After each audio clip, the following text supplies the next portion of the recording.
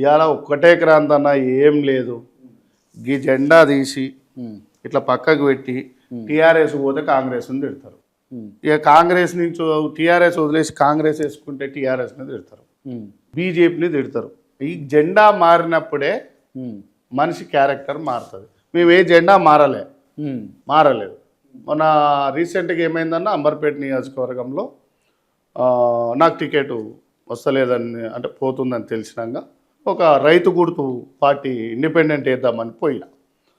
ఊరిని అమ్మ 2 రోజులకే ఢిల్లీ నుంచి ఫోన్లు, ఇక్కడి నుంచో 10 మంది వచ్చి నా ఆఫీస్లో కూర్చోరు. ఇవాళ ఉన్న ఒక మంత్రి, ఒక ఎంపీ పేర్లు చెప్తా, నెక్స్ట్ ఇంటర్వ్యూలో కూడా చెప్తా. ఓకే. ఒక ఆయన గంధాలయం చైర్మన్, ఒక 4 చైర్మన్లు అయ్యారు ఇవాళ తెలంగాణ స్టేట్లో.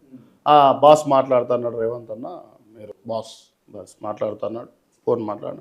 అన్న నమస్తే అన్న, యాదవ్ నీకు ఏం బాధ లేదు, 100% మంచి రోజులు ఉన్నాయి. అయ్యో పార్టీ వస్తుంది కదా, ఆ పార్టీని అదే తెచ్చుకున్న చెరుకు రద్దు, అదే రైతు గుర్తు పక్కకు పెట్టేసి మళ్ళీ పార్టీకి పనిచేసిన. మది అన్నకు, బట్టి సార్కు, రేవంత్ అన్న కొడంగల్కి పోయిన, అన్ని నియోజకవర్గాలు తిరిగిన తర్వాత చిన్నగా నా మీద కేసులు ప్లాన్ చేస్తారు మా నియోజకవర్గంలో.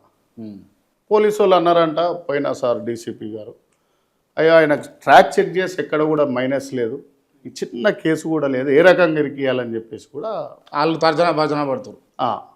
ఇప్పుడు పోలీసు వాళ్ళు కూడా కేసులు పెట్టడం వీటికి వీడిని ఫెయిల్ చేయాలి, ఫెయిల్ చేసి మానసికంగా ఇంట్లో కూర్చోవాలి. ఇప్పుడు హైదరాబాద్లో ఎంతమంది అయ్యారన్న, ఇప్పుడు శంకర్రావు కంట్రోల్మెంట్లో సార్ ఉండే మాజీ మంత్రి, ఆయన కన్మర్గ్ అయిపోయింది కదా.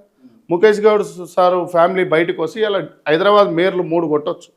ఇప్పుడు ఒకటే ఉంది కదా, ఇప్పుడు 300 చేసారు కదా. ఇప్పుడు అంజన్ కుమార్ యాదవ్ అన్న బయటికి వదిలేస్తే ఫుల్. ఇప్పుడు హైదరాబాద్ అంటే కలకల రాజశేఖర్ రెడ్డి సార్ ఉన్నప్పుడు ఎక్కడ చూసినా ఉగాదికి మామిడాకులు లెక్క ఉంటుండే అన్న.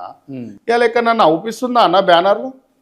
నా ఆఫీస్కి ఉంటుంది, ఈ ఖైరతాబాద్కి వస్తే కృష్ణన్న ఆఫీస్కి ఉంటుంది, రాజన్న ఆఫీస్కి ఉంటుంది.